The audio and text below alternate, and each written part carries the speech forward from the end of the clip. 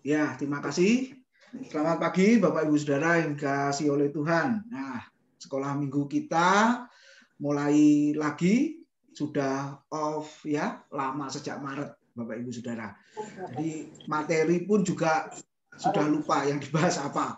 Nah, jadi kita akan memulai saudara-saudara dengan materi yang kemarin sudah dibahas tapi belum selesai Bapak Ibu Saudara, yaitu tentang 9 tanda gereja yang sehat, Bapak Ibu Saudara. Nah, kemarin sebenarnya sudah sampai ke tanda ketiga, tapi sepertinya lupa, sudah lama, makanya kita ulang lagi ya, Bapak Ibu.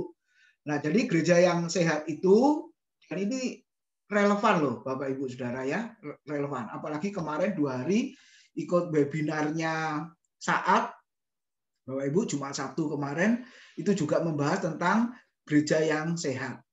Ya, nah jadi gereja yang sehat itu kalau gereja mengkhotbahkan firman Tuhan secara eksposisi. Nah terus terang gereja kita sudah melakukannya. Ya hari Minggu eksposisi topikal, lalu yang Bible study hari Selasa, Bapak Ibu itu benar-benar kita ajarkan firman Tuhan secara eksposisi, ya dari ayat per ayat, perikop per perikop, ya per pasal, Bapak Ibu Saudara. Nah, itu gereja yang sehat. Nah, yang kedua, maka gereja itu harus mengajarkan teologi atau ajaran yang alkitabiah, Bapak Ibu. Jadi segala sesuatunya yang ada di Alkitab itu yang diajarkan. Nah, itu gereja yang sehat. Lalu yang ketiga, kalau gereja itu mengkhotbahkan Injil, Bapak Ibu. Apa itu Injil? 1 Korintus 15 ayat 3 dan 4, yaitu hal-hal yang berkaitan dengan kelahiran, kematian, dan kebangkitan Kristus. Nah, itu Injil. Kristosentris, ya, pusatnya adalah Kristus. Jadi khotbah topik apapun juga, Bapak Ibu, maka selalu dikaitkan, dihubungkan dengan Kristus, karena Kristus itulah pusat khotbah. Seperti Paulus berkata, aku tidak mau memberitakan yang lain, 1 Korintus pasal 2 ayat 2, kecuali dia, yaitu Kristus yang disalibkan.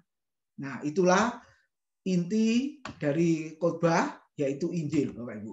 Nah, lalu yang keempat, kita lihat kalau gereja itu memiliki pemahaman, jemaat memiliki pemahaman yang benar tentang konversi. Apa itu? Pertobatan sejati. Jadi kalau jemaat itu memahami apa arti dilahirkan baru, lalu hidup dalam pertobatan, nah hidupnya sesuai dengan firman, itulah saudara-saudara gereja yang sehat. Ya, jangan sampai ada jemaat atau bahkan maaf hamba Tuhan hidup kacau, Bapak Ibu Saudara. Nah, ini penekanan-penekanan tentang dosa, pertobatan, kemungkinan besar jarang disinggung atau dikhotbahkan sehingga jemaat tidak memahami, ya, apalagi celaka hamba Tuhan juga tidak mengerti apa artinya hidup baru di dalam Tuhan. Nah, ini gereja yang sakit, Saudara. Lalu yang kelima, nah ini ringkasannya ya, pemahaman Alkitab tentang penginjilan. Bapak Ibu Saudara ya, penginjilan. Nah, saya ingat apa yang dikatakan hamba Tuhan senior ya, Pendeta Stephen Tong. Kalau gereja tanpa penginjilan itu gereja yang mati. Kalau gereja tidak ada penginjilan, bunuh diri, saudara. Jadi lama-kelamaan akan habis itu. Ya, akan habis. Nah, jadi kita akan melihat bahwa gereja yang sehat fokusnya juga ada di sana. Kenapa? Karena penginjilan itu juga ajaran Alkitab dari Tuhan Yesus maupun para rasul. Nah, memang ada kelompok gereja, Bapak Ibu ya, hamba Tuhan yang berpikir penginjilan itu nggak perlu. Nah, ini ada rekan yang cerita kepada saya, dia merasa sedih karena gerejanya, Bapak Ibu ya, punya prinsip yang seperti ini. Yang penting adalah pengajaran, karena pengajaran itu untuk orang Kristen yang sudah dewasa. Kalau penginjilan itu untuk orang Kristen yang masih anak-anak, katanya begitu. Jadi kita nggak melayani yang anak-anak, kita melayani yang dewasa. Nah, Bapak Ibu, logikanya apa? Bagaimana bisa didewasakan kalau tidak melalui penginjilan kan? Jadi ada pembinaan, tapi kalau nggak ada yang dibina melalui penginjilan, bagaimana bisa terjadi, saudara?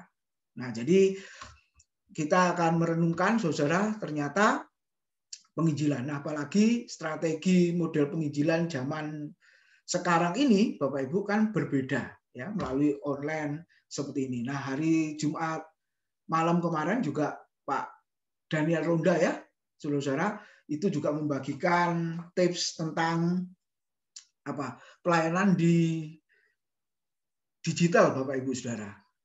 Jadi penelitian-penelitian yang sudah disampaikan itu, Bapak Ibu, memprihatinkan. Dalam arti begini, anak-anak milenial itu akan meninggalkan gereja ke depannya. Nah, dia penelitian itu, bahkan yang dari saat juga kemarin membicarakan itu di Amerika, Bapak Ibu, ya, mereka senang dengan online, katanya begitu. Lalu gereja tetap ada, lalu jemaatnya siapa? Yang tua-tua. Jadi generasi 50 tahun ke atas, nah itu yang masih cinta sama gereja. Tapi yang muda-muda sudah nggak ke gereja. Mereka menikmati secara online. Nah, Bapak Ibu, ini kan bahaya, tanda petik ya, Bapak Ibu.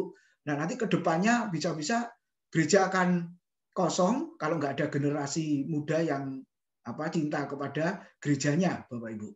Ya. Nah, itu secara penelitian begitu, Bapak Ibu.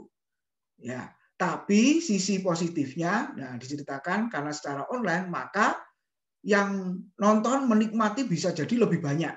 Nah, kemarin hamba Tuhannya menceritakan tentang gereja di Saddleback, Rick Warren itu, Bapak Ibu, itu kan gerejanya bertumbuh ya, luar biasa. Penulis buku gereja yang digerakkan dengan tujuan itu, Bapak Ibu.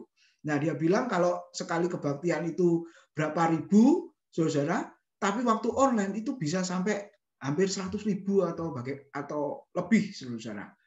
Nah, itu secara positifnya. Nah, kita berharap, saudara, apa yang kita lakukan melalui penginjilan ya secara online juga akan berdampak.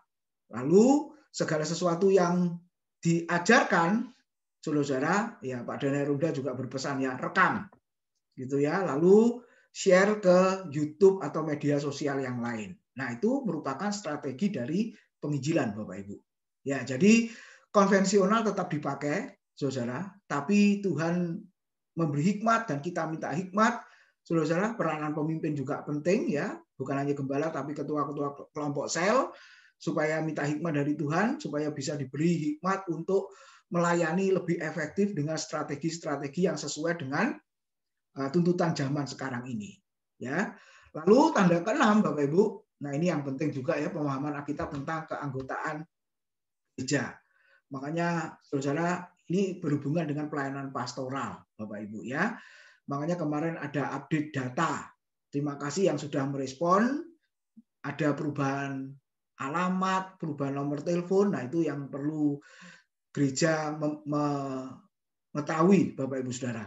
Kalau yang tidak update data ya berarti datanya nggak berubah ya. Oke, ini juga penting. Lalu yang ketujuh, Bapak Ibu, gereja yang sehat ketika mendisiplin ya jemaat ketika ada yang salah, menerapkan disiplin gereja yang alkitabiah. Nah, nanti kita akan lihat di sana. Lalu yang kedelapan, tanda gereja yang sehat adalah ketika gereja itu memperhatikan pemuritan dan pertumbuhan, Bapak Ibu. Nah, gereja kita kan ada yang namanya pemuritan ya, melalui saudara, komsel. Ya, semoga bisa berjalan nanti setiap Jumat ketiga. Nah, bulan ini Jumat depan, Bapak Ibu, komsel serempak ya, ada 7 komsel bersama-sama melakukan aktivitas yaitu pemuritan sebenarnya, Bapak Ibu. Ya, yaitu kita lihat bahwa itu gereja yang sehat, konsentrasi ke sana. Dan terus terang melalui situasi ini, saudara, pengajaran pemuritan kan melimpah ya. Nah, mulai sekarang ada sekolah minggu, saudara, minggu pagi sebelum ibadah umum, lalu yang Selasa, lalu yang Senin juga ada beberapa jemaat yang ikut, wah luar biasa. Sampai ada yang tanya ya, ini bedanya apa? Ya beda materinya, saya bilang saudara ya, beda materinya. Lalu yang ke-9 yang terakhir, yaitu kepemimpinan gereja yang alkitabiah. Menerapkan kepemimpinan gereja yang alkitabiah. Nah, Bapak Ibu, kalau gereja sudah melakukan 9 hal ini, wah itu gereja yang sehat, Bapak Ibu. Tapi Mark Dever berpesan, kalau yang nomor 1 sudah dilakukan, yaitu ketika gereja khotbah secara eksposisi, maka yang 8 ini boleh diabaikan. Dalam arti, pasti semua akan mengacu ke tanda yang pertama. Ya, itu ya kesimpulan dari buku itu, Bapak Ibu. Dan saya mendapat berkat juga tuh dari buku ini. Makanya kita ajarkan. Nah, seperti apakah gereja yang sehat itu? Apakah gedungnya yang megah ya, seperti yang saudara lihat ini ya? Apakah ukurannya, Bapak Ibu Saudara? Nah, mari kita lihat. Kalau begitu, ada gereja yang sakit. Ya, benar ya Bapak Ibu? Apa gereja yang sakit itu? Ketika gereja sudah kehilangan visi dan misinya. Ya, gereja yang tidak ada visi dan misinya. Nah, puji Tuhan mulai tahun ini Bapak Ibu Saudara, itu gereja sudah menerapkan, bukan hanya gereja kita ya, gereja-gereja lain itu ada visi, ada misi, ada tema tahunan dan lain sebagainya. Yang selama ini yang saya tahu Bapak Ibu tidak ada tema sama sekali. Jadi kalau saya diundang itu selalu saya tanya temanya apa. Jawabnya mengalir saja Pak. Gitu ya, Tuhan bicara apa, terserah katanya begitu Saudara. Tapi mulai tahun ini ketika saya diundang, lalu saya tanya temanya apa. Oh, tahun ini temanya ini. Subtemanya bebas, Pak. Mau bahas apa yang jelas berkaitan dengan tema tahunannya. Puji Tuhan, saudara. Jadi gereja sudah mulai memikirkan, sudah lama, kalau tidak ada visi, tidak ada misi, sebenarnya gereja mau dibawa kemana? Kalau tidak ada tujuannya, saudara-saudara, gereja mau dibawa kemana? Makanya puji Tuhan sudah mulai sadar akan hal itu. Jadi ada gereja yang sehat, ada gereja yang sakit, saudara. Ada jemaat yang sehat, ada jemaat yang sakit. Nah, saya berharap pagi ini kita semua sehat, ya. Bukan hanya secara jasmani, tapi secara rohani juga sehat, ya. Tapi ada gereja jemaat yang sakit seperti apa? Gereja yang sudah kehilangan visi dan misinya, Bapak Ibu. Nah, untuk diingatkan kembali, dan ini harus terus diulang-ulang, visi gereja kita, misi gereja kita itu apa? Yang lalu sudah disampaikan, tapi kan untuk kalangan terbatas ya. Nah, ini supaya Bapak Ibu tahu bahwa gereja kita itu visinya ini, Bapak Ibu Saudara. Ya, visinya ini. Nah, ini harus diperkenalkan di awal tahun ini, Saudara-saudara. Apa itu visinya? Nah, visi ini untuk sementara nggak berubah, Bapak Ibu ya. Nggak berubah. Apa itu? Menjadi gereja yang menjangkau jiwa-jiwa, mengenal firman, dan kuasa Allah, ya benarnya, dan mengasihi sesama. Nah, itu dampak. Jadi menjadi gereja yang menjangkau jiwa, bukan hanya itu, mengenal atau memahami firman, Bapak Ibu, dan kuasa Allah di sini adalah mengalami kuasa Allah, ya, hidup yang diubahkan oleh firman itu supaya lebih baik, dan akhirnya dampaknya apa? Bisa mengasihi sesama. Nah, jadi Bapak Ibu, ini yang menjadi visi gereja kita. Nah, lalu misinya apa? Saudara, supaya Bapak Ibu tahu ya. Nah, melaksanakan penginjilan bagi jiwa-jiwa. Nah, terus terang Bapak Ibu yang melalui online ini, dan ini satu sisi efektif betul, saudara ya. Kemudian melaksanakan pembelajaran firman Tuhan melalui kelas-kelas, ya. Ada salah satu jemaat yang berkata, ini kok hampir setiap hari belajar ya Pak, loh enak toh, senang toh, saudara. Iya Pak, senang memang, gitu ya.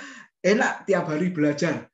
Tapi kok rasanya juga terlalu sering hampir tiap hari. Ya nggak apa-apa, gitu. Jadi Bapak Ibu lihat ya, pembelajaran firman yang terus-menerus, bahkan firman itu dengan melimpah.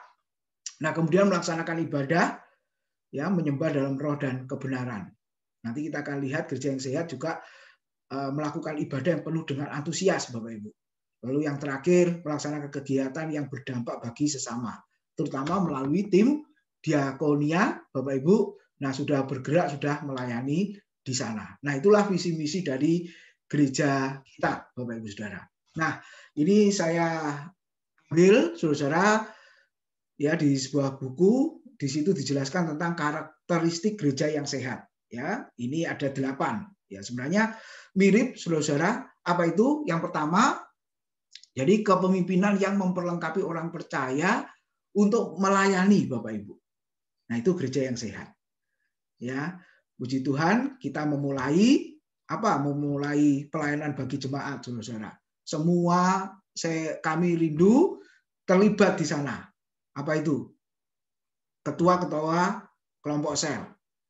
Terus di dalam kelompok sel itu, saudara, ketua juga memberi kesempatan kepada anggotanya untuk melayani. Nah, jadi ternyata bisa juga melayani.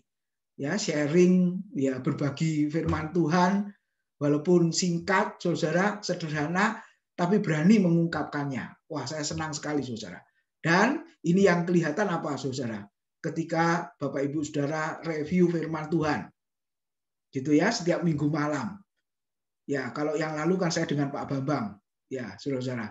Tapi kita sudah mulai terapkan berapa bulan terakhir. Nah, semua dapat bagian, Bapak Ibu jemaat, untuk membagikan firman Tuhan yang diterima ibadah pagi, lalu malamnya disampaikan. Dengan ditambah kesaksian atau bagian firman Tuhan mana yang menjadi berkat, dan itu disampaikan. Nah, yang pertama berani mengungkapkan, berani membagikan. Nah, kami juga berharap saudara-saudara punya sesuatu yang lain di dalam pengertian firman itu. Bisa mendapatkan lebih dari firman itu dan bisa disampaikan. Wow, itu luar biasa, saudara. Jadi yang pertama, gereja yang sehat karakternya adalah ketika para pemimpin itu memperlengkapi orang percaya untuk melayani. Nah, belum pelayanan-pelayanan yang lain, Bapak Ibu. Seperti itu. Nah, lalu yang kedua, saudara, dasar pelayanan itu apa? Adalah sesuai karunia, saudara. Ya, karunianya di mana?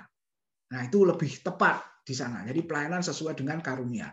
Lalu yang ketiga, Bapak Ibu, ya ini secara rohani bergairah, ya, punya passion di situ. Nah, ini penting, saudara. Nah, saya harap di masa pandemik ini, saudara, rohani kita bersemangat, bergairah. Ya, lalu yang keempat, kalau kita lihat di situ apa ini? Ya, semua jemaat memikirkan bagaimana ya caranya gereja itu bertumbuh.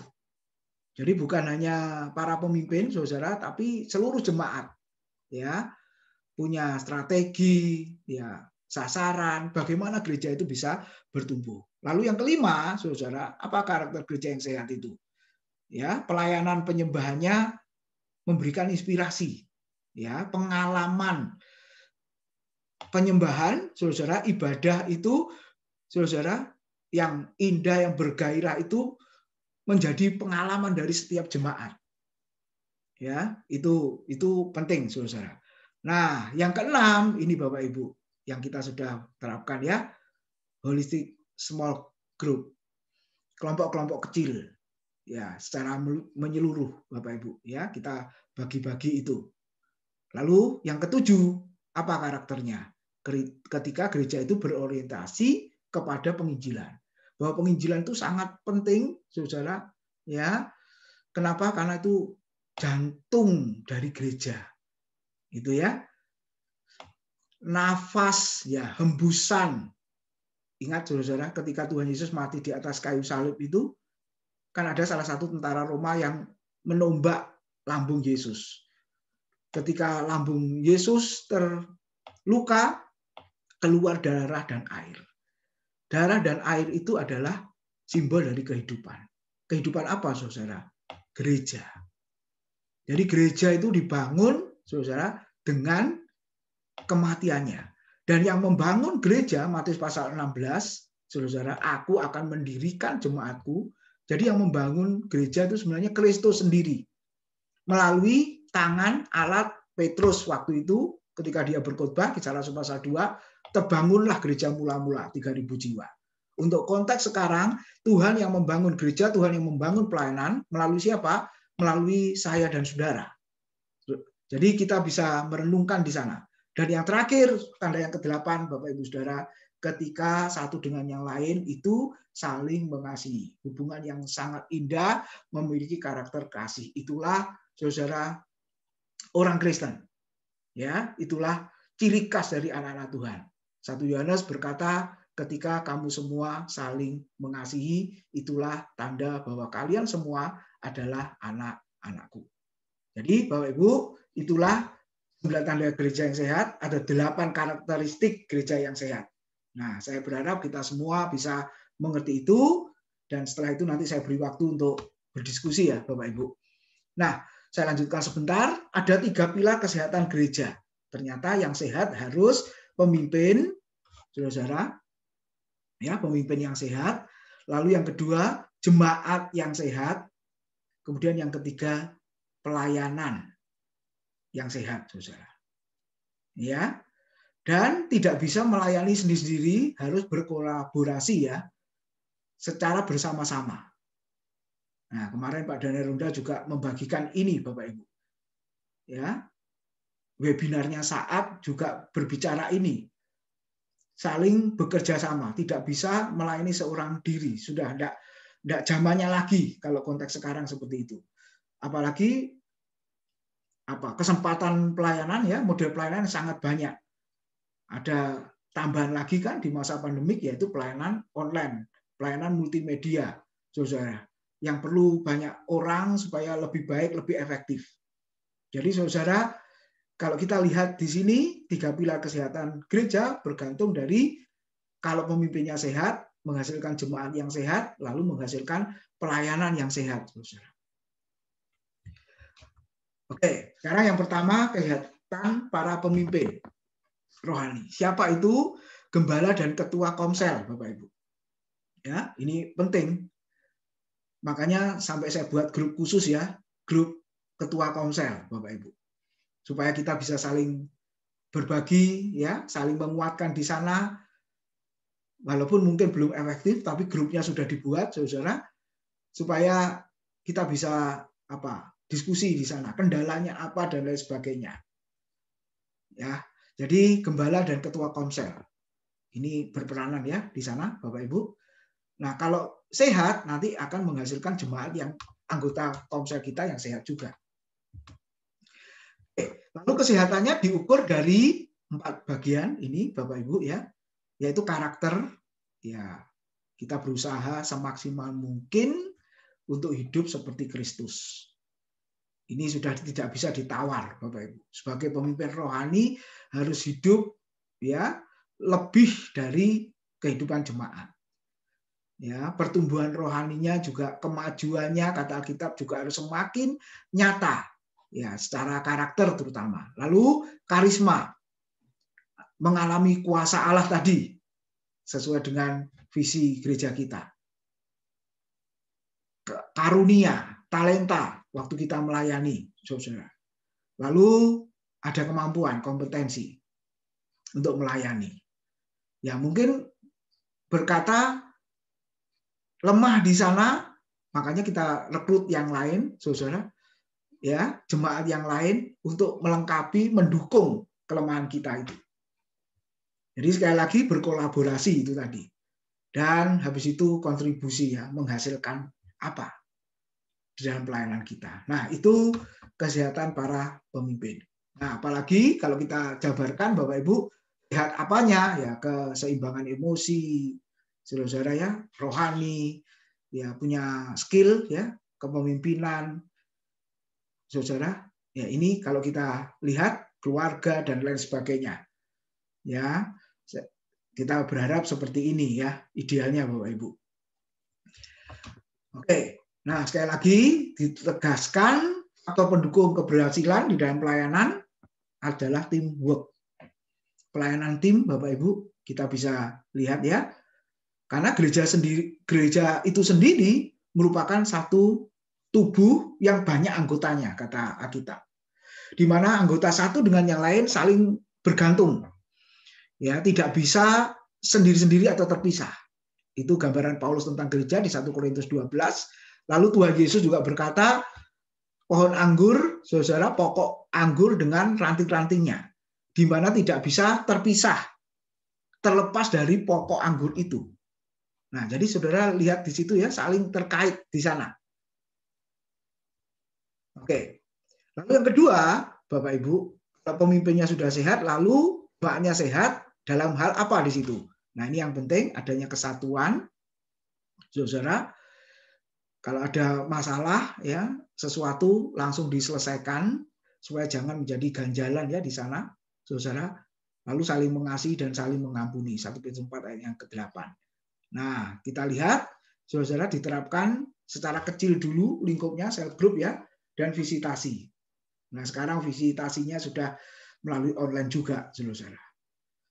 Nah, ini jemaat yang sehat.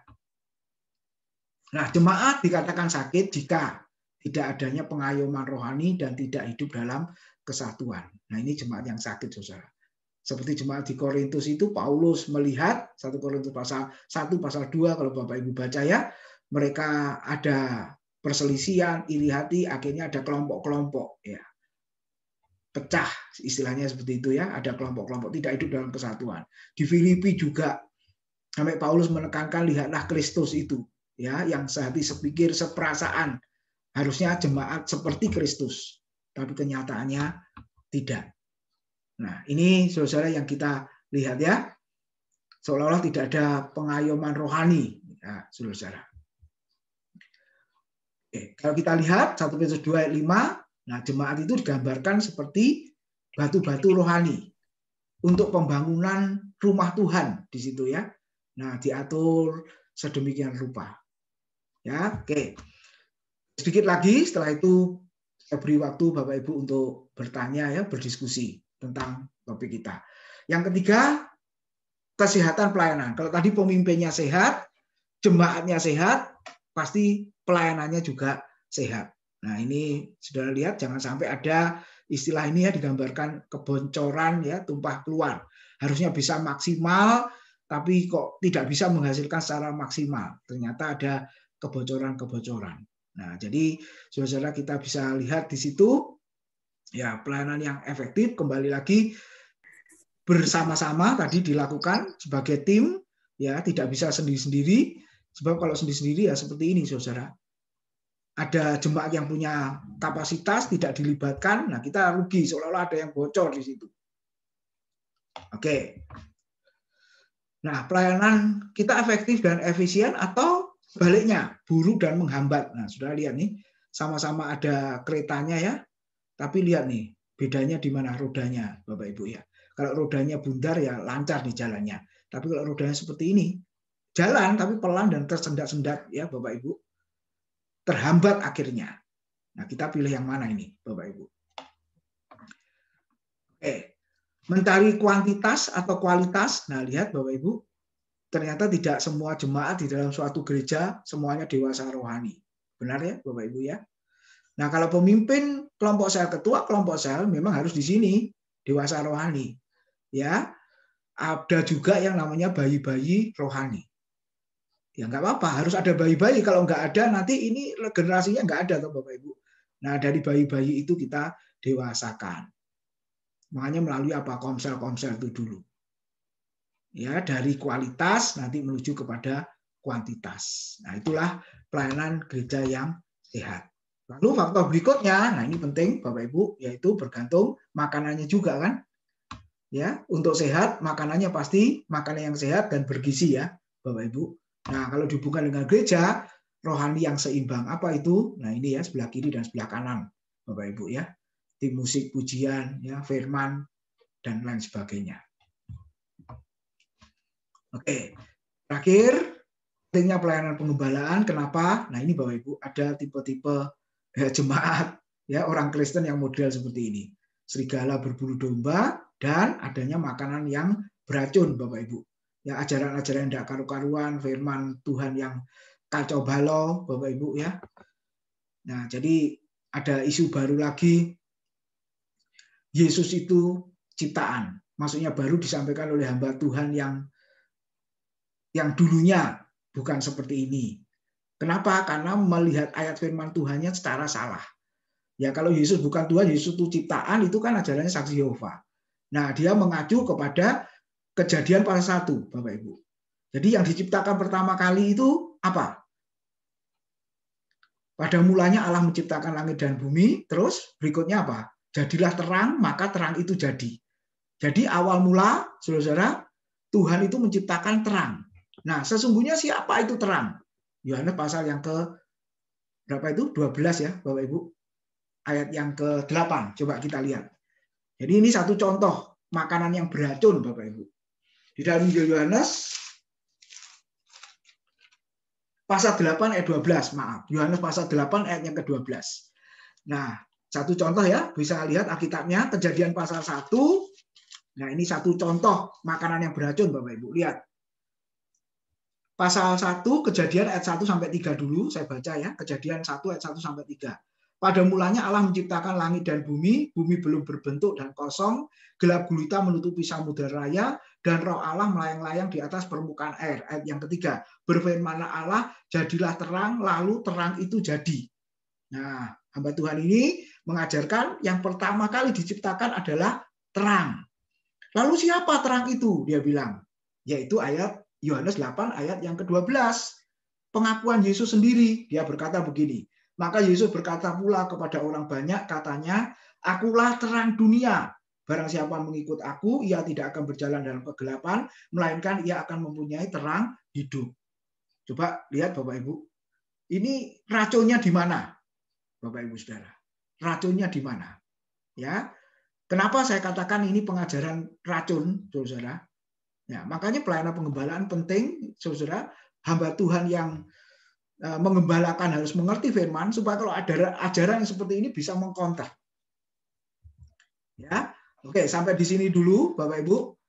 Silakan kameranya dinyalakan lalu kita berdiskusi. Jadi menurut Bapak Ibu saya sudah jelaskan tadi, ini masih pendahuluan ya, gereja yang sehat ya. Lalu pentingnya pelayanan penggembalaan, pentingnya komsel. Kenapa? Karena tidak semua jemaat itu baik-baik saja kan? Ada serigala berbulu domba dan banyaknya makanan-makanan yang sampah yang beracun itu tadi. Oke, silakan Bapak Ibu Saudara. Kalau ada yang mau menyampaikan ya, menanggapi materi ini atau berdiskusi. Atau tadi khotbah yang beracun tadi, makanan yang beracun tadi. Silakan. Ya, mari Bapak Ibu. Bisa memahami apa yang saya sampaikan? Ya, kalau ada yang belum paham boleh ditanyakan. Silakan. Anggaplah seperti di kelas itu loh Bapak Ibu, bisa seru rame gitu ya. Ini harus lebih rame ini harusnya. Silakan. Bu Emi?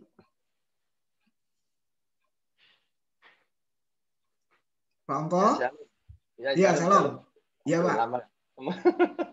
Iya, semua kangen nih. Kali ini ada ini ya, mulai anu lagi Pak ya, sekolah minggu ya. Iya, iya.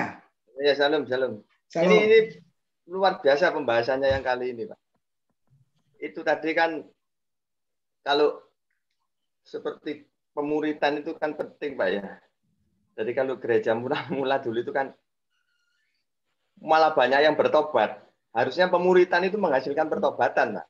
Nah. Harus itu Pak, harus. Jadi kalau saya lihat, ya saya kan banyak keliling di dalam gereja itu kan pemuritannya kenceng, pertobatannya tidak kenceng Pak. Oh, aneh itu. Banyak Pak, banyak. Jadi malah saling gap-gapan nanti Pak. Pokoknya intinya kalau kita ini buka komsel jangan gap-gapan Pak. Yeah. Gap-gapan istilahnya Pak, kumpul-kumpul sendiri itu jangan. kan tujuannya satu Pak ya. Kita tuh supaya mengenal Allah. Kita melakukan di dalam realnya kenyataan kita kehidupan. Nah, padahal kalau dikatakan di 1 Yohanes 2 itu kalau kita mengenal Allah, ya Pak ya. Itu bahwa kita tidak menuruti perintahnya itu adalah dusta, Pak. Katanya orang kenal Tuhan tapi nggak nuruti perintahnya itu dusta. Ya. Termasuk dalam pelayanan lah. Dalam pelayanan ini yang saya lihat. Nah ini Pak, saya share sama Pak Tim. Apa Pak Tim pernah Pak kira-kira? Tadi Pak Tim bilang katakan Pak, pelayanan itu kan passionnya mau di mana kan gitu ya Pak ya. Pernah Pak dengar ada tes talenta Pak? Oh ada ya ada. Nah itu punya materinya Pak Tim. Oh, coba saya cari Pak. Saya pernah punya itu. Ternyata saya pernah tes talenta itu Pak. Salah satu gereja. Tes karunia. Iya, tes karunia itu kira-kira 75% bisa ada yang betul. 75%. Iya. Kira-kira rasanya rada perlu itu Pak ya. Karena seseorang itu kalau dipaksakan kan enggak mengerti kadang karunia itu mau di mana kan gitu Pak ya. Kita mengenali karunia kita sendiri itu kadang kan sulit sekali Pak. Padahal kan penting itu karunia itu Pak. Passionnya penting. Jadi saya pernah tes itu karunia itu malah hasilnya ada gitu Pak, dikasih hasilnya ada. Dan nanti kita hasil sendiri. Jadi seperti tes IQ gitu loh Pak. Ya, ada pertanyaan-pertanyaan yang harus dijawab ya. Nanti kita bisa koreksi sendiri Pak. Itu jawabannya nanti kita bisa tahu, oh kita ini posisi di 15 item itu di mana. Ya. Ini cuma masukan aja. Jadi itu penting mestinya Pak. Dan kadang karunia kita ini kadang kan passionnya di mana kan kurang 100%. Aku di sini kan itu kan sulit juga. Nah, yang penting itu dalam komsel itu ya itu tadi Pak. Melakukan perintah Tuhan itu kan kelihatan kita. Tujuannya kan pertobatan kita ini. Jadi enggak jalannya. Kan banyak sekarang kalau lebih penting Pak, mana Pak ya? Gereja itu kan macam-macam. Kalau tadi Pak Tim mengatakan ada 9, tidak salah ya, anu gereja itu sempurna banget itu Pak ya. Tapi kan iya, ideal. Nah, kita ada 50% dari itu udah luar biasa ya Pak ya. Nah sekarang ini kan banyak gereja yang kadang penting dengan karunia-karunia, ada yang penting dengan pengajaran, ada yang penting dengan mujizat. Nah, kira-kira menurut Pak Tim bagaimana? Ya, oke. Terima kasih Pak Ongko. Ya, ya, itu. Ya, silakan yang lain Bapak Ibu boleh menanggapi. Jadi yang pertama tadi untuk melihat karunianya di mana. Terus yang kedua yang Pak Ongko sampaikan itu tentang itu gereja yang penekanannya mujizat karunia ya. Nggak termasuk tanda gereja yang sehat loh Pak. Di dalam penelitian nggak ada loh itu. Itu Pak ya? Nggak ada. Ya. Apalagi yang kemarin 2 hari yang dibahas oleh itu ya pembicara di saat Bapak Ibu ya webinar itu nggak ada bicara karunia atau mujizat, nggak ada itu. Iya makanya. Ya. Padahal kan tren di gereja sekarang kan trennya banyak seperti itu. Iya, tren tapi nggak sehat. Oke, silakan yang lain Bapak Ibu mau menanggapi ya. Silakan. Ayo Bapak Ibu. Silakan. Ada Bu Maria, ya Pak Syarif, Bu Prianingsih. Pagi. Ya Pak Syarif. Nah, saya bukan nanggapi, nambah pertanyaan. Oh, nambah pertanyaan. Boleh. Karena tadi kan ya mungkin dianggap menyimpang, tapi ya apa yang diskusinya masalah penyimpangan. Sekarang tren terakhir ini kan masalah chip. Masalah chip ini yang jadi WA-nya banyak ini dari segala penjuru. Jika betul-betul, tapi itu kan banyak yang tidak karu-karuan penafsirannya apa yang disampaikan. Oh, nanti divaksin dalamnya ada chip. Itu enggak ada itu. Di dalam vaksinasi pasti ada chip, itu enggak ada. Ada cairan, ada apa macam-macam, enggak ada. Tapi yang pasti, bagaimana kalau sekarang memang diharuskan, tapi arahnya saya rasa betul nanti. Ini kan sekarang vaksin. Ini yang lebih masuk akal. Ini arahnya vaksin. Yang divaksin ini sekarang dikasih surat vaksin. Nah, pemerintah Indonesia sudah declare siapa yang bawa surat vaksin itu bebas kemana-mana tanpa lagi di swab, diapa-apain. Dan ini akan berkembang nanti ke seluruh dunia menurut saya. Siapa yang punya sertifikat vaksin itu akan bebas. Saya rasa akan gitu nanti. Karena, nah, kalau pakai surat, Indonesia yang paling punya problem. Aspalnya banyak. Nanti sebentar lagi banyak surat aspal. Karena beberapa bulan yang lalu anak saya ngomong, waduh celaka Indonesia, dia bilang. 30 penumpang dari pesawat ke Osaka dari Jepang, 15 orang dites lagi positif. Semua bawa surat swab. Nah ini yang celaka. Bawa surat swab terbang ke Osaka, ternyata sampai Osaka dites 30 orang, 15 orang positif. Jadi pasti surat itu akan berubah jadi chip nanti. Jadi arahnya chip ini pasti chip untuk bahwa orang ini pernah divaksin sudah. Nah, bagaimana kalau betul-betul arahnya nanti dipasang chip, dan chip itu akan berkembang nanti pasti. Karena dengan chip itu bisa nyimpen semuanya sudah. Pasti nanti arahnya ke credit card semua, ya sudah. Sekarang di HP semua sudah, chipnya itu di HP, bayar semua itu, pasti nanti kalau yang praktis, nanti HP lupa ya pindah ke chip itu. Bagaimana kalau chip itu betul-betul dilaksanakan dan masangnya tepat di tangan sama di dahi itu sesuai wahyu. Nah, pertanyaannya apa kita itu perjuangan zaman memang lebih praktis dan kita ikut masang chip. Ini pertanyaan. Kalau yang di WA itu kan bablasan, disuntik dalamnya ada ini, itu tidak ada. Tapi real chip. akan dipasang di tangan di dahi. Ini gimana dengan pandangan kita? Terima kasih Pak Tim. Ya, makasih Pak Sarip. Monggo Bapak Ibu, yang lain dulu memberikan argumentasinya, ya itu memang isu yang lagi ya booming ya Bapak Ibu Saudara ya. Memang dari waktu ke waktu tuh memang isunya muncul terus. Ya, silakan sebelum saya menanggapi atau ya menjawab. Yang lain dulu, silakan Bapak Ibu. Pak Tim, nanti 15 menit lagi saya mohon izin. Oh, izin. Ya, diizinkan. 20 menit ya. Ya, oke. Ya. Ya, Pak Angko. Silakan yang lain, Bapak Ibu. Mau menanggapi yang mana dulu? Ada banyak pertanyaan ini. Yang tadi makanan rohani, makanan beracun tadi belum ya, Bapak Ibu ya. Terus ketambahan yang ini lagi. Banyak ini. Oke, silakan Bapak Ibu. Boleh memberikan masukannya, tanggapannya. Ya anggaplah seperti di kelas loh Bapak Ibu ya. Jangan sungkan-sungkan, enggak apa-apa. Silakan.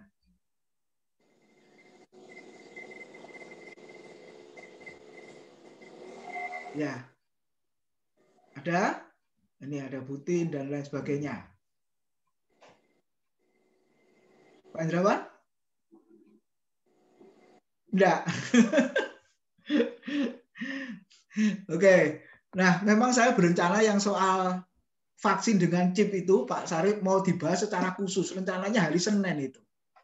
Saya berencana bulan Februari gitu ya. Rencana dibahas khusus gitu. Saya mau panggil pakarnya gitu, Pak. Rencananya gitu. Ya, tapi enggak apa-apa lah. Untuk pendahuluan ya, karena ini pertanyaan mendadak Bapak Ibu ya. Sebenarnya sederhana, dari Pak Sarip dulu ya, kita diskusikan bersama. Kalau diambil di Wahyu, coba dibaca dulu Wahyunya. Apakah ada hubungannya dengan Wahyu itu tadi? Ya, ayo kita lihat dulu Wahyu pasal yang ke-13, Bapak Ibu. Ayat yang ke-16 sampai dengan pasal 14 ayat 1. Ya. Selalu ayatnya ini gitu. Tapi pertanyaannya, kondisi yang terjadi di dunia ini apakah ada hubungannya dengan ini? Gitu loh Bapak Ibu. Coba lihat Wahyu 13 ayat 16 dulu ya. Dan ia menyebabkan sehingga kepada semua orang, kecil atau besar, kaya atau miskin, merdeka atau hamba, perhatikan, diberi tanda pada tangan kanannya atau pada dahinya. Diberi tanda, bukan dimasukkan.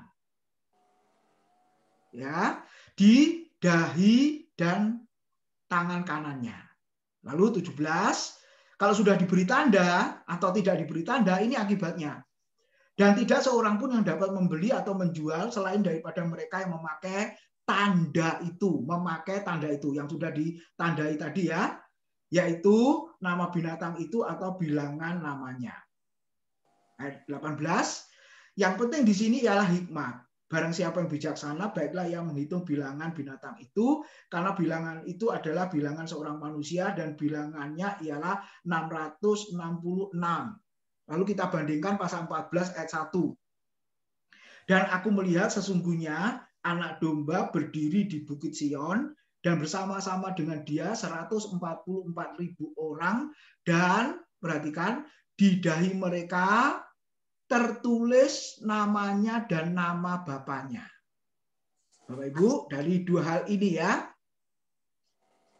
kitab Wahyu itu kalau kita baca, kitab yang banyak dengan simbol, bahasa-bahasa figuratif, ya, bahasa-bahasa kiasan-kiasan, Bapak Ibu. Nah, kalau namanya bahasa kiasan atau simbol atau figuratif kan itu pasti punya makna, punya arti kan. Nah, jadi mau menunjukkan di kitab Wahyu itu kan ada dua pemerintahan. Pemerintahan Tuhan dan pemerintahan Sang Kaisar. Nah, Kaisar yang anti Tuhan, yang tidak percaya kepada Tuhan, yang membenci orang Kristen. Ya, zaman Wahyu siapa? Kaisar yang paling kejam waktu itu, Kaisar Domitianus, Bapak Ibu. Nah, itu kejam. Nah, jadi yang disebut dia ya, yang disebut sang antikristus ya atau 666 itu siapa? Kalau konteks Wahyu saat itu ya sang kaisar. Jadi dia mau menandai siapa yang jadi pengikutnya, saudara, yang dikatakan tadi apa, diberi tanda di tangan dan dahinya. Sekali lagi, bukan dimasukkan, tapi hanya ditandai, Bapak Ibu. Nah, artinya pengikut sang kaisar hidupnya enak, dijamin. Tapi yang orang Kristen yang tidak mau diberi tanda, dia akan sengsara, dia akan menderita, tidak bisa transaksi dan lain sebagainya. Nah, itu konteks sejarahnya di sana. Lalu yang menjadi milik Kristus bukan milik sang kaisar, Wahyu 14 ayat 1 juga diberi apa Saudara? Ditulis nama Yesus dan nama Bapaknya di mana? Di dahinya. Nah, sekarang saya mau tanya ini. Orang Kristen konteksnya ditulis nama Yesus dan nama Bapaknya di dahinya. Pada pagi hari ini Bapak Ibu kan percaya Yesus toh? Ada nggak tertulis di dahi kita Bapak Ibu? Secara literal, secara tekstual. Ada? Ada nama Yesus. Pak Indrawan lihat nanti di kaca, yang lain juga lihat di kaca. Apakah di dahi kita masing-masing itu ada nama Yesusnya? Ada nggak Bapak Ibu? Tidak ada. Nggak ada. Ini kan juga apa? Kiasan, figuratif. Artinya apa? Saya dan saudara menjadi milik Kristus seolah-olah ditulis nama Yesus di dahi kita, Bapak Ibu. Nah, pertanyaannya, kalau begitu ada hubungannya dengan apa? Chip yang dipasang, dimasukkan, ada hubungannya enggak itu? Lalu setelah itu, sebelum vaksin, Bapak Ibu, dulu diomong apa yang antikris itu? Yang pertama kali, komputer. Betul enggak Bapak Ibu? Pernah enggak mendengar? Itu tahun berapa? 80-an lah kira-kira, atau sebelum 80-an. Ketika komputer pertama kali muncul, Bapak Ibu, itu dibilang apa? Antikris juga. Tapi ternyata sekarang baik gereja maupun kantor, sekolah, apapun semua pakai komputer. Benar? Berarti kita semua antikris kalau begitu. Pengikutnya antikris semua ini. Lalu setelah itu lanjut, apalagi Bapak Ibu? Kartu kredit ya, ATM ya. Kan ada chipnya. Ya, apa itu miliknya antikristus? Berarti kita semua ya antikristus kalau begitu. Karena di dompet kita ada kartu kredit sama kartu ATM, Bapak Ibu Saudara. Lalu apalagi? KTP elektronik. Kalau prinsipnya adalah semua data terekam, yuk kita ini sudah antikristus semua. Karena KTP kita itu sudah elektronik, Bapak Ibu. Makanya Pak Daniel Runda pernah cerita kan, di daerah-daerah ada yang tidak mau KTP elektronik kan. Kenapa? Karena antikristus katanya. Lah kalau dia tidak punya KTP elektronik, Bapak Ibu, nggak bisa ngurus BPJS. Saya masih ingat ketika saya dengan istri sudah elektronik, Bapak Ibu Saudara, kedua anak saya belum elektronik. Wah, aneh. Saudara-saudara ya, dulu kok bisa begitu. Jadi satu kakak, yang dua saya dan istri sudah elektronik, yang dua anak saya nomornya belum elektronik. Jadi ketika urus BPJS, yang dua enggak bisa loh. Kenapa enggak bisa? Karena nomornya belum elektronik, Pak. Belum terdata ini di database-nya itu. Nah, akhirnya gimana solusinya? Ngurus dulu, Pak. Ganti kakak. Nah, setelah itu saya ngurus, ganti kakak, semua elektronik barulah bisa. Nah, Bapak Ibu, apa itu juga artinya pengikut antikristus. Lalu setelah itu bergeser handphone kita. Handphone kita kan dipasangin chip semua, Bapak Ibu ya. Apa kita ini juga antikristus? Dan yang terakhir vaksin. Ya toh? Pertanyaannya apa ya? Akhirnya antikristus, saudara. Jadi sekali lagi, Bapak Ibu, nggak ada hubungannya dengan wahyu itu tadi, nggak ada hubungannya, saudara, nggak ada hubungannya. Nah, itu secara singkat yang spontan yang saya pahami, Bapak Ibu. Ya, silakan ditanggapi Pak Sarif dan juga yang lain. Pak Tim, kalau ya. Pak Tim ceritakan tadi komputer, HP, segala itu saya masih tidak ada itu, Pak. Nanti kita nggak tahu kita hidup sampai kapan. Kalau berkembang, apakah di dalam sejarah yang katakan Pak Tim tadi pertama itu di zamannya Kaisar itu memang ada sudah orang dikasih tanda, betul. Kalau itu memang ada di zaman itu. Tapi pertanyaan saya juga, kitab Wahyu ini membicarakan juga masa depan. Oke. Bukan sekali juga saat itu juga. Kitab Wahyu banyak membicarakan juga masa-masa yang di depan dengan kiasan-kiasan pada itu.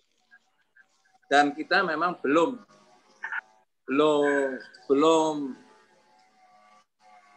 ada komputer, makanya juga berkembang. Saya katakan tadi ada namanya vaksin, di dalamnya itu ada chip.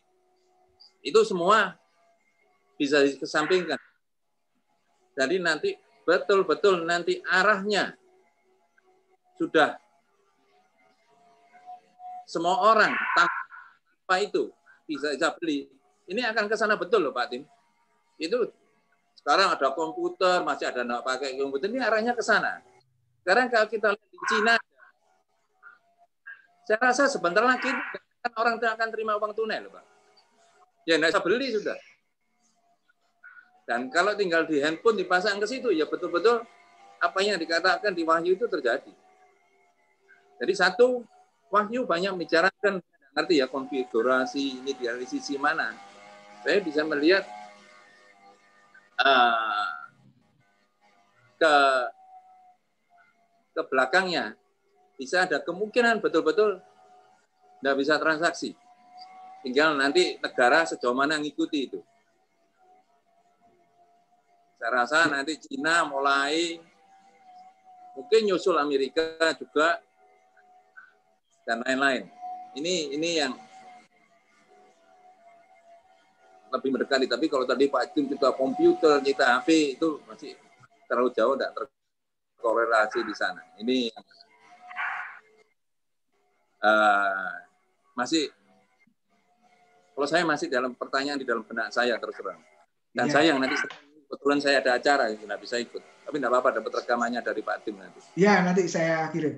Ya, terima kasih Pak Salib. Jadi Bapak Ibu, untuk bahas ini nanti saya akan panggil pakarnya aja. Ya, mungkin Pak Daniel Ronda ya. Pak Daniel Ronda kan sudah menulis itu, yang saya bagi dulu itu. Sama Pak Eki kalau nggak salah ya, dibagi di grup. Mungkin sudah hilang, nanti saya kirim lagi Bapak Ibu. Pak Daniel Ronda sudah jelaskan itu sebenarnya.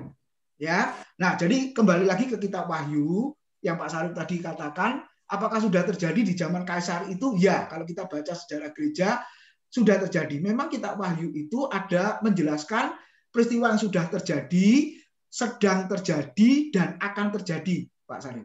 Jadi ada 3 ya, sudah terjadi, sedang terjadi, dan akan terjadi. Nah, yang akan terjadi itu kan kedatangan Tuhan kembali. Ya, kan belum terjadi kan. Yang sedang terjadi, ya yang benar-benar terjadi di kondisi negara kita dan negara-negara yang lain itu. Tapi kembali lagi, Bapak Ibu Saudara, apakah itu selalu ada hubungannya kalau kita ikut, akhirnya kita pengikut antikristus. Nah, padahal kita ini kan pengikut Kristus. Apa seperti itu? Itu kan yang jadi pertanyaan. Nah, kalau kita nggak ikut, nggak bisa hidup dengan leluasa. Benar yang Pak Sarip tadi sampaikan ya, Alkitab juga menyampaikan.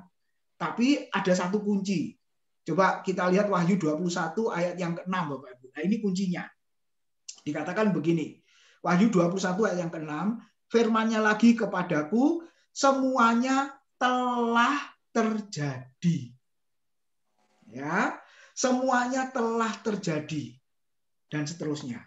Jadi kalau sudah terjadi, pertanyaannya terjadi lagi enggak? Ya, yang dimaksud sudah terjadi itu adalah peristiwa yang ada di kitab Wahyu itu, Bapak Ibu. Yang Kaisar memberi tanda 666 itu tadi. Nah, itu sudah terjadi. Nah, kalau saya boleh menyimpulkan, Saudara, ya, peristiwa belakangan ini, ya memang kecanggihan teknologi.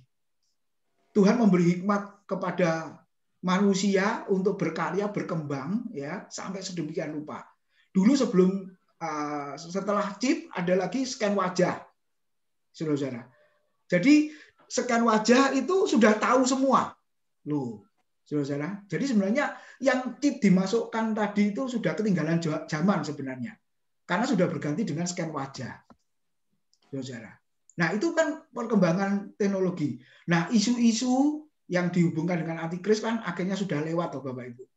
Ya, nah sekarang ada lagi vaksin. Nanti setelah vaksin mungkin ada lagi, Bapak Ibu. Akan terus begitu. Ya. Nah, jadi prinsipnya adalah kita nggak boleh takut kalau ikut. Nah, malah saya diberitahu begini, loh itu Pak Presiden aja mau divaksin yang pertama kali. Lalu dijawab begini, iya Pak Presiden kan nggak tahu antikris, katanya begitu, saudara. Loh, ini jadi ke sana loh Bapak Ibu pemikirannya ya. Nah, tapi intinya karena program pemerintah, Bapak Ibu, dan kita berkata apa? Roma 13, kita juga harus taat kepada pemerintah yang sah yang ditetapkan oleh Tuhan. Nah, jadi akhirnya menjawabnya secara utuh seperti itu. Nah, untuk sementara ini dulu Pak Sarip, nanti saya akan panggil pakarnya ya Pak. Gitu ya. Ya, sementara itu dulu. Oke, ini ada pertanyaan di chat Bapak Ibu ya, menyambung di sana. Nah, Shalom Pak Ti, permisi menanggapi hamba Tuhan yang menghubungkan Kejadian 1 ayat 3 dengan Yohanes 12 ayat 8. Bagaimana pendapatnya dengan Kejadian pasal 1 ayat 4 sampai 5. Ya, dari Bu Sringatin, Bapak Ibu Saudara. Nah, ini memang belum dibahas ya. Jadi gimana jawabannya Bapak Ibu? Jangan ayat 4 sampai 5 dulu Bu Sri ya. Yang itu dulu, yang jadilah terang maka terang itu jadi. Lalu Yesus menjawab, akulah terang dunia. Jadi disimpulkan ternyata Yesus itu adalah ciptaan. Nah, itu loh Bapak Ibu. Nah, itu termasuk racun itu tadi. Ya. Oke. Jadi jawabannya gimana Bapak Ibu? Nah, ini salah satu kesulitannya melihat Alkitab. Ya. Menafsirkan Alkitab itu ada hukumnya, ada prinsipnya, ada aturannya. Oke, kita lihat ya secara sepintas Bapak Ibu. Kejadian pasal 1 ayat yang ketiga, jadilah terang. Itu secara literal apa secara figuratif Bapak Ibu? Ya, bisa menanggapi? Yang dimaksud terang di Kejadian pasal 1 itu figuratif apa literal? Figuratif ya Pak. Figuratif ya? Iya. Ada terang, ada gelap, lalu ada langit, bumi, ada daratan, lautan, itu figuratif apa sungguhan? Kalau secara ini ya itu sungguhan, maksudnya kalau ciptaan. Kalau memang terang ya terang, laut ya memang laut. Iya, sungguhan tuh berarti? Apa kan ciptaan Tuhan ya. Iya, kalau Maria, ya. Kalau di manusia itu kan suatu seperti apa ya Pak ya, kiasan lah. Kalau seperti di puisi kan kita kan mengambilnya kata-kata bintang apa untuk mengiaskan orang yang cerdas itu seperti bintang di langit atau gitu loh Pak maksudnya.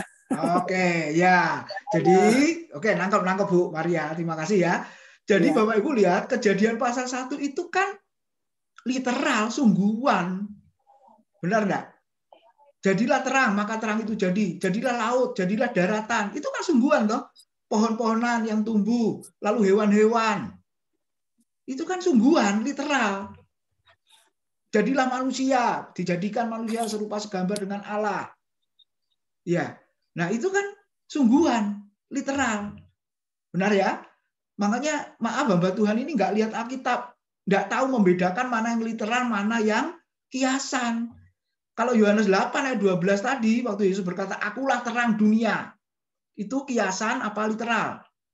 Akulah gembala yang baik. Akulah pintu bagi domba-domba. Akulah jalan dan kebenaran dan hidup. Akulah, apalagi saudara-saudara? Roti hidup yang turun dari surga. Akulah air kehidupan. Itu literal apa hurufiah? Apa kiasan, figuratif?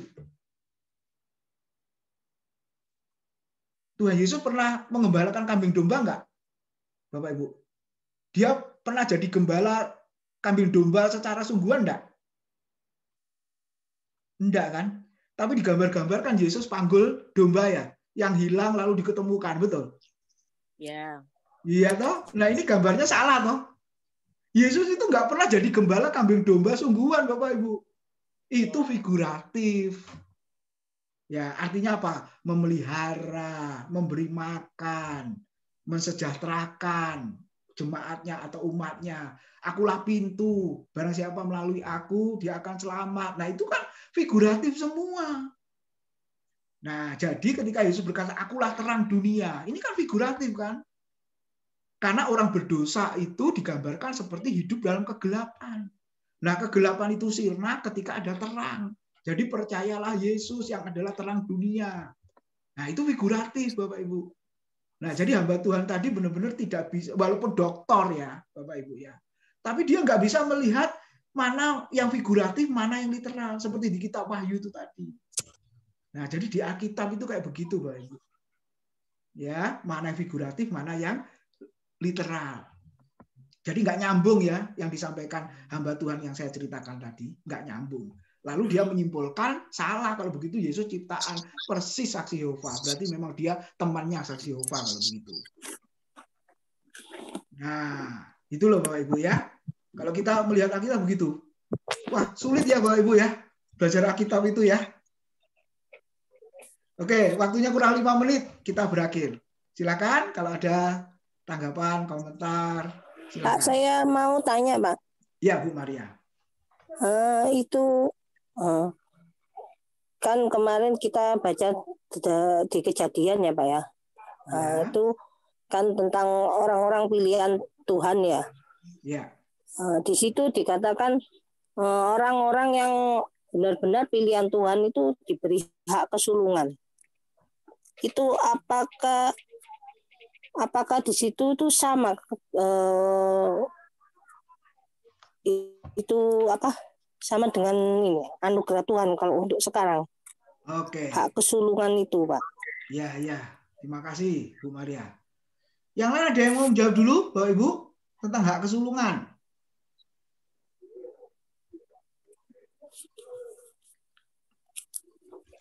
Ya, oke, kita lihat ya.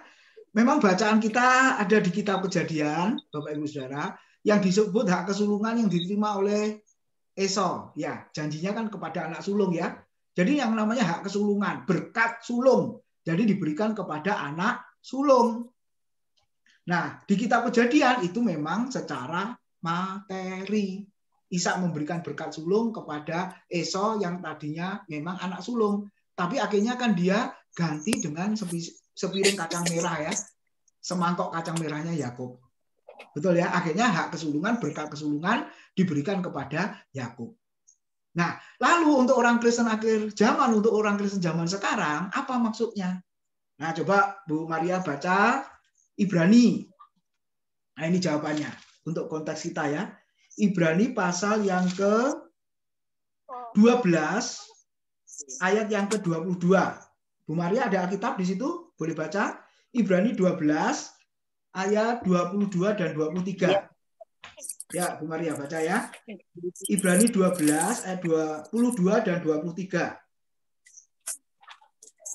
Ibrani pasal 12 ayat 22 23. 22 dan 23. Tetapi kamu sudah datang ke Bukit Sion, ke kota Allah yang hidup, Yerusalem surgawi, dan kepada beribu-ribu malaikat suatu kumpulan yang meriah, dan kepada jemaat anak-anak sulung yang namanya terdaftar di surga, dan kepada Allah yang menghakimi semua orang, dan kepada roh-roh orang-orang benar yang telah menjadi sempurna. Amin. Terima kasih. Jadi untuk konteks kita masa kini yang disebut jemaat anak-anak sulung. Nah, jadi saya dan saudara itu di mata Tuhan seperti anak sulung. Gitu. Lalu berkat kesulungannya apa? Anugerah keselamatan, betul. Bagi siapa? Yang namanya terdaftar di surga. Ya. Bagi siapa yang namanya terdaftar di surga? Berarti nama tercatat atau ada akte kelahirannya. Berarti kepada siapa? Yang sudah lahir baru. Nah, ini Bu Maria. Jadi kita semua yang sudah lahir baru di mata Tuhan seperti anak sulung. Dan beroleh berkat kesulungan, yaitu anugerah keselamatan. Itu ya. Itu Bu Maria, bisa dipahami? Iya Pak. Berarti ini ya Pak ya apa? Berarti kalau sekarang ini ya anugerah dari Allah itu ya Pak ya? Iya betul. Ya betul. Anugerah dari Tuhan yaitu keselamatan. Karena kita di mata Tuhan yang percaya Yesus atau lebih tepatnya yang lahir baru, kita sudah menjadi anak sulung. Ya, dan kita dapat berkat kesulungan itu, anugerah keselamatan. Iya, ya, iya, Pak. Itu ya. Oke, Bapak Ibu, waktunya sudah habis. Kita akan persiapkan ibadah. Minggu depan kita sambung. Kalau bisa on time, 7:30 sampai jam 9 kurang seperempat. Ternyata masih panjang toh kalau ini dibiarin sampai jam 10. Nah, tapi harus ikut kebaktian dulu. Oke, kita sambung minggu depan. Ya, terima kasih buat kebersamaannya. Bu Maria, tutup dalam doa ya. Pak.